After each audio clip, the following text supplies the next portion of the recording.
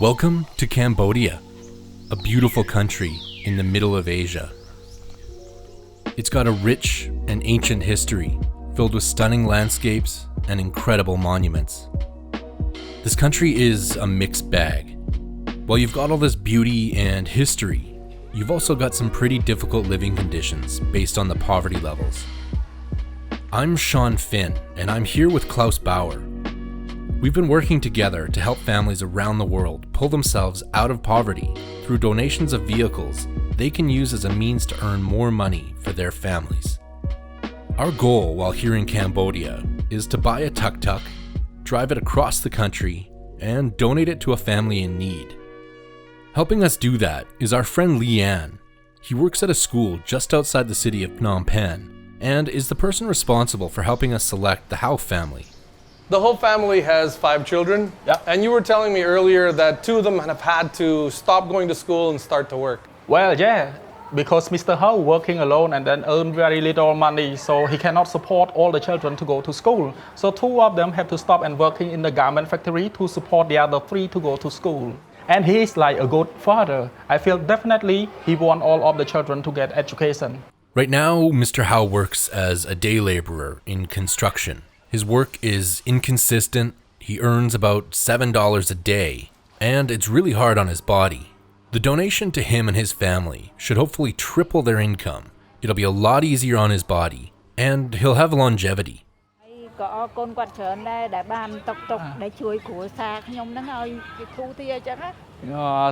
you very much for giving that opportunity for her family. Yeah. So we're happy to help. Yeah. We're happy to help. From here, our trip changes gears a little bit as we head up to Siem Reap, where we're buying the tuk-tuk the Howe family can use to generate more income.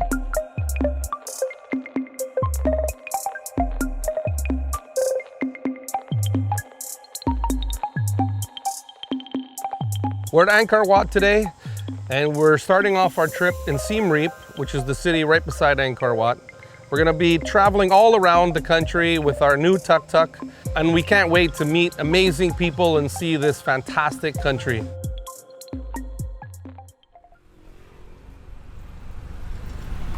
We're on the lovely streets of Siem Reap, and today we're buying our tuk-tuk.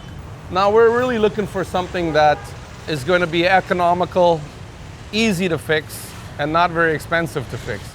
After an hour of shopping, we found the tuk-tuk we were looking for. It's a great little machine that's going to serve this family really well, and we're excited to drive across the country in it. Woo! Buying the tuk-tuk has really kickstarted the trip. We've got roughly 1,200 kilometers ahead of us through Cambodia, with our first stop being Battambang. It's only about 160 kilometers from Siem Reap, but since this is our first day driving the tuk-tuk, we're not sure what to expect with traffic, with the weather, and everything else we might come across.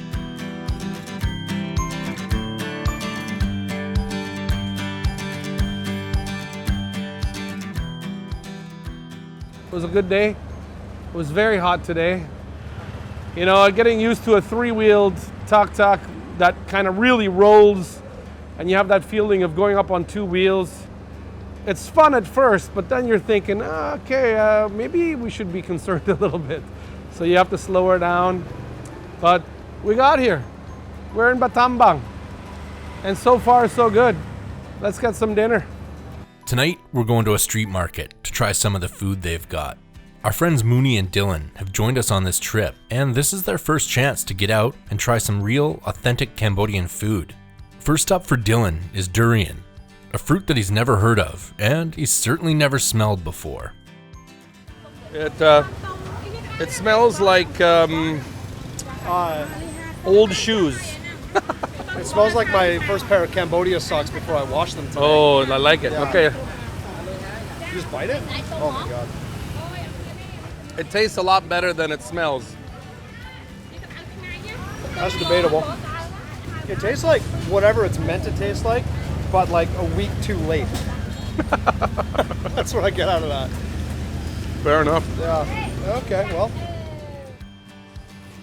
You gotta respect and love these traditional kinds of food. I mean, there's all kinds of different things here, but I'm always drawn to the frogs. And frog leg is actually delicious. It You would think it tastes like chicken, which is what everybody tells you, but it doesn't. No, it tastes like chicken.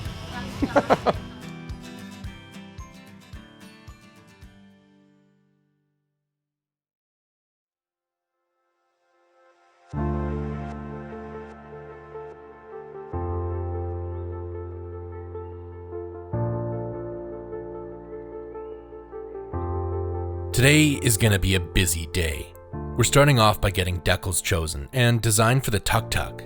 We're having flags from each country that donated to the cause added along both sides, as well as a custom decal that combines both the Canadian and Cambodian flags. We want the designs to help the tuk-tuk stand out on the streets and hopefully bring in more business for the Howe family. It's gonna take a day to create the look that we want, so we're gonna leave that with the designer and make our way out to the nearby bamboo railroad. One of the things Battambang is famous for is nori, or bamboo railway. The railway carts are made from reclaimed tank axles, and then the top is bamboo, hence the name Bamboo Railway. We're gonna be riding for about 10 kilometers. It's gonna be a hot one, but we're gonna have some fun. The railroad is a great way to see the countryside. Even in this incredible heat, it's a hell of a way to see things you wouldn't normally see from the road.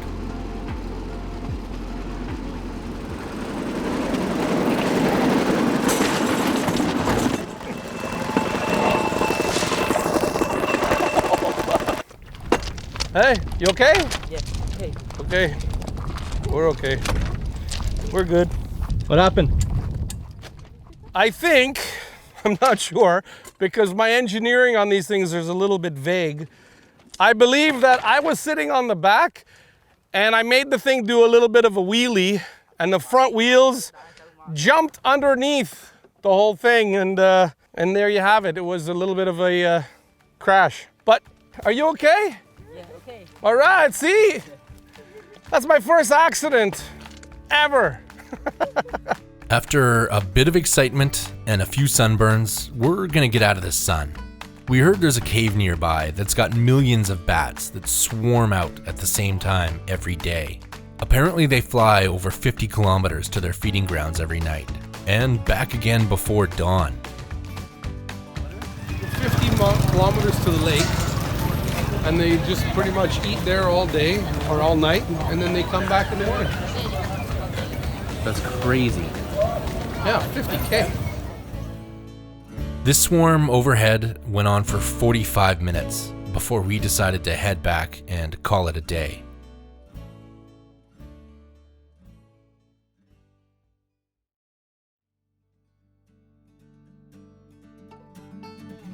Since getting to Battambang, we've filled our days and our bellies.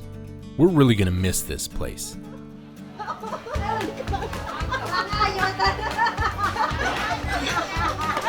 We've had a great time here in Battambang, but we've got to move along. So this morning, we're gonna go pick up the tuk-tuk, check out the new designs, and hit the road.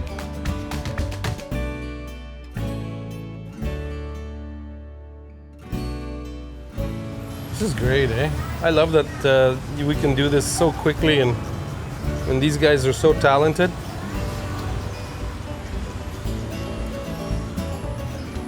I think it looks awesome. Looks fantastic. We got exactly what we were looking for. The Howe family will definitely stand out now.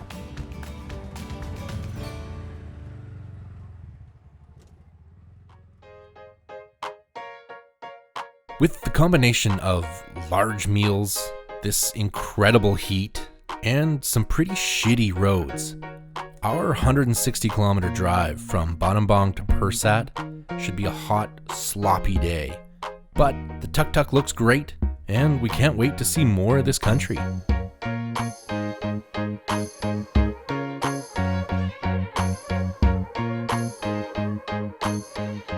Today was a good reminder to keep an open mind when traveling. We thought our drive was going to be nothing more than heat and concrete, and had we kept our blinders on, we'd have missed this beautiful temple. So, while yes, we all sweat through our shorts and down into our socks, it was worth it.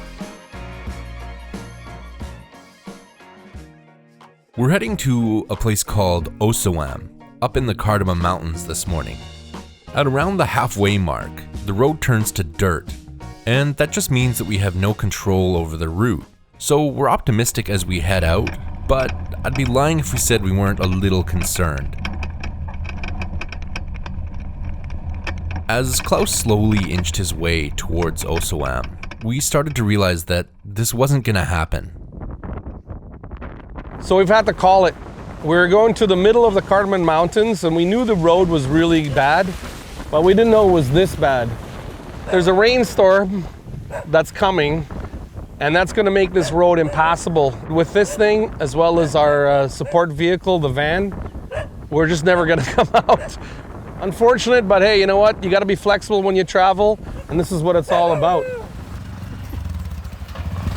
Sometimes plans don't go the way you want, so you just gotta roll with it. We're canceling our trip up into the mountains. We're going somewhere else. Okay, I'm glad we turned around because it just started to really rain. The mud is starting to stick to our feet, and we're just going back to the main road. We're almost back, so let's get out of here. While it was a pain in the ass having to turn around, it was the right call.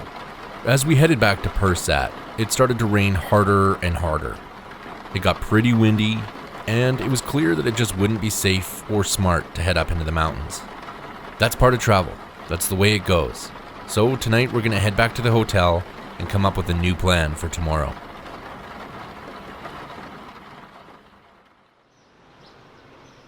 Today is going to be a very long day. We're going to be driving over 400 kilometers. It's going to probably be about an 8 to 10 hour driving day. So, yeah, it's going to be fun. Today is a detour day.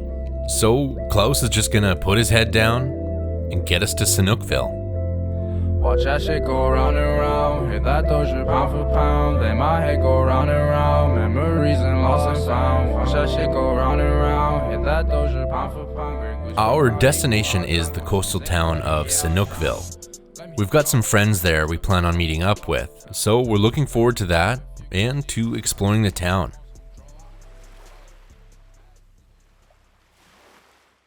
After an epic 11-hour journey here, what awaited us and what we saw when we first arrived was pretty stunning, I'll say.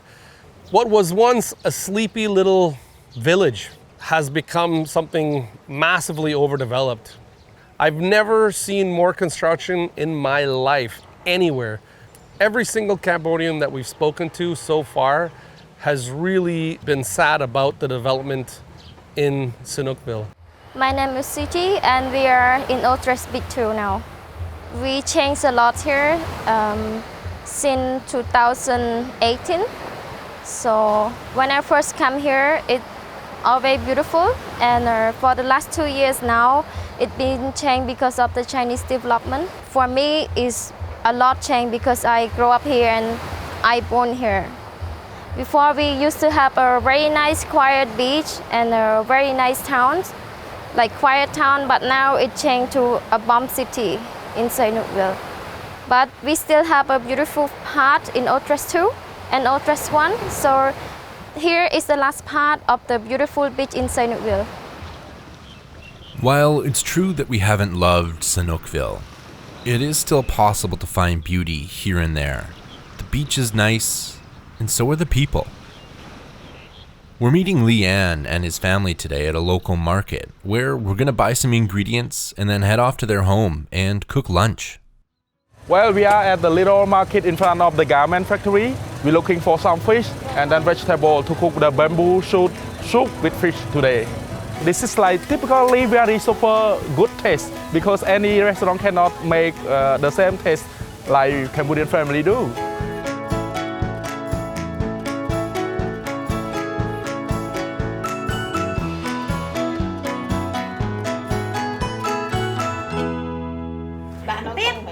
More? We're at Leanne's mom's house, where his sister and family have joined. They're a loud and boisterous family, which means Klaus fits in perfectly.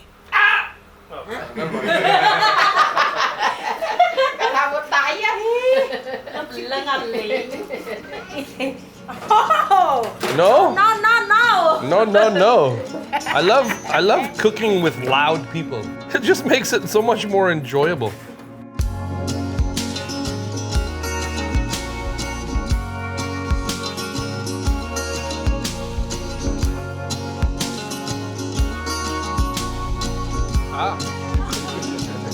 Everybody now is waiting and anticipating for the soup.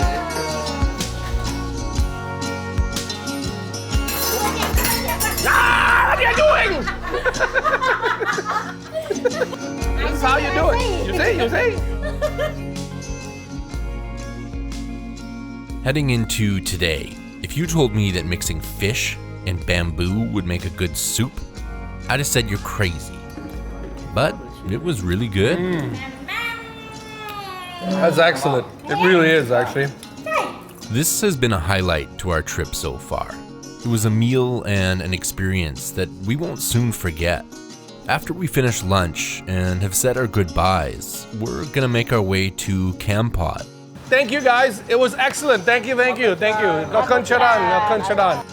We really enjoyed our final day in Sihanoukville, but the drive out of town was a reminder of what was going on behind the scenes. This once beautiful area is being exploited, and it's a shame. We were looking forward to getting back into nature, getting to Kampot, and heading up into the mountains. Today we find ourselves in beautiful Detours National Park. The ride yesterday was very bumpy, dusty, and so we're very happy to be here. On top of the Detours National Park, there's a whole bunch of old temples and palaces. So we're looking forward to a day of nature and a little bit cooler temperature. The drive up was refreshing in a couple ways. We were out of the heat, and best of all, away from all the traffic. Until we got to the top and ran into a group of guys racing their motorbikes in a parking lot. So Klaus challenged them to a race. He was looking for a head start, and they had none of it.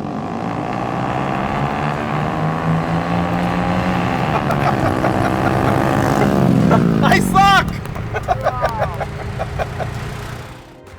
It's impossible for me to beat these guys, but it's a lot of fun. These guys know how to ride, and they've modified their little scooters to go pretty quick. After being humbled by a group of teenagers on scooters, we decided it was time to move on. Our day in the mountains here has been one of the most relaxing and beautiful days of the trip.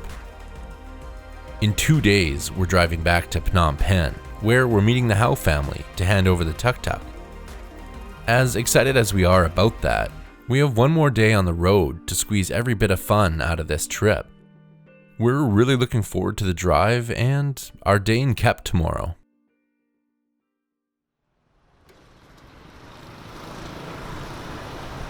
Today is our last full day with our little Tuckster. It's been a great ride, but as with any handover, we need to make sure that everything is working perfectly, so we're giving her an oil change. And then we're going to give her a wash before we give it away to the Howe family tomorrow. It's been a great little vehicle, I must say. Really enjoyed driving it. We're gonna drive to Kep today, and we're gonna see the crab market as well as a pepper farm. Cambodian pepper has a great taste, very delicious, and a very unique flavor, so we're looking forward to it. Never did I imagine myself being excited about going to a pepper farm. In fact, I've never thought of where pepper comes from before today. However, here we are in this lush landscape, and it's beautiful. This morning, we're being given a tour around Suti's pepper farm, one of the many of its kind in the area. So it's a vine. I mean, Yeah. not a lot of people know anything about pepper. Yeah, the pepper is like the wine, it's not the tree. The aroma here is spicy and fresh. So the longer we wander around this farm, the hungrier we're getting, which brings us to the next part of our day. We're off to the crab market, where we're meeting Scott, who's lived in Cambodia working for the Cambodian Children's Fund for several years now. He's gonna show us around and join our team for the next few days. As you come to Kaip, everyone visits the crab market, and you initially come, look around. There's lots of sellers selling lots of different foods, but crab is what people come for. Along this boardwalk, most of the sellers have a small batch of crab, and where they've gotten it from, or where they've got it from, is behind me in the ocean. Like, the boats come in early in the morning, and they drop off the cages of crab, and they keep them in the ocean just to make sure they stay alive and fresh. And then as you order more throughout the day, they pull it in, they pick it out, and you choose what you want. And then afterwards you can have it cooked up right here, or you can take it home with you. They'll pack it in ice, they'll fry it up with garlic and spice, or they'll steam it. I gotta say, man, I love Cambodian food. It's so flavorful, it's rich, it's something to behold. I gotta say, I really, really enjoy it. I love the flavor of these things. Wow, that's good. Especially with that sauce. Wow. That is delicious. That is fantastic. Wow. That's another day in the books for us. And we're finishing off with one of the best meals from the road. All that's left now is a couple cold beers back at the hotel and to get ready for the biggest day of the trip so far, the handover.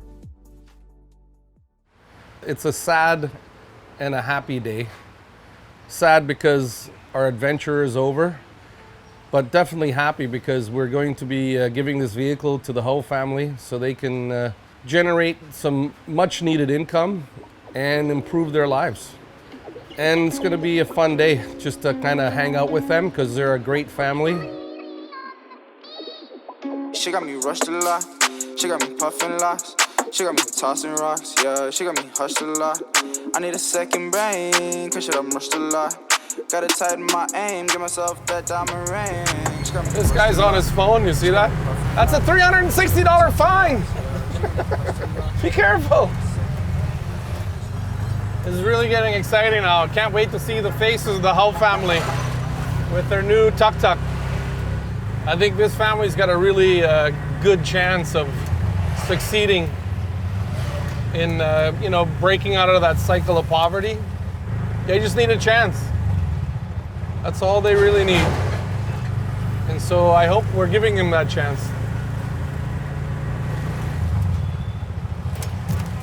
Oh, everybody's waiting. Hello! Hey! How are you guys? Tuk-tuk! Can you believe it? Go take a look. Take a look at your tuk-tuk. Go, go, go. It's your tuk-tuk. Go. Come on. As we hand the keys to the tuk-tuk over to the Ho family, it marks the end of our trip through this wonderful country. The people that we've met, the experiences that we've had, will be with us for the rest of our lives. But nothing compares to the reaction and the reception that we received from this family. It'll be awesome to see this family in a year or so and see how they're doing, because I think they're going to be doing really well. I think they've got all the basics covered, and they're going to do exactly what we want them to do. Bail themselves out of poverty, educate their children so they can get a better future. Bye. Idiot. I think he cannot say a word, but he just say one word, very important. He said that he's so happy. We know that this donation is the start to new lives for each one of them. Their future is bright, and we're rooting for them. Our little tuk-tuk took us to some great places.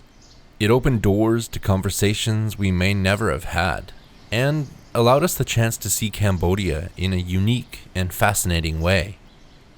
We've loved it here, and we can't wait to come back one day.